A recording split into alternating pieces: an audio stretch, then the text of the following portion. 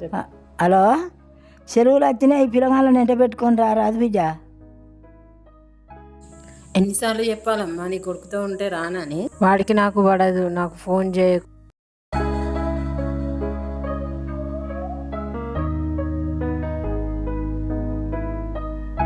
మీ తమ్ముడు నా నోట్స్ తీసుకున్నాడు. ఇది నాది లేదు, నాది నాది. కొట్టుకోకండి, తమ్మునికి ఇవ్వు. నేనంటే నీకు ఇష్టమే లేదు, అందుకే హాస్టల్లో వేసిన. నీకు వాడంటేనే ఇష్టం.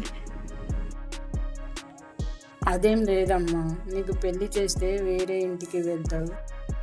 మేము ముసలిళ్ళం అయినాక మమ్మల్ని చూసుకుంటాడేమో అనే ఆశ, అంతే.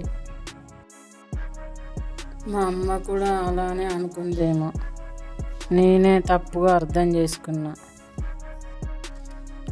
ఫోన్ చేస్తా. హలో, సారీ అమ్మా, నేను పిల్లల్ని తీసుకొని వస్తాలే.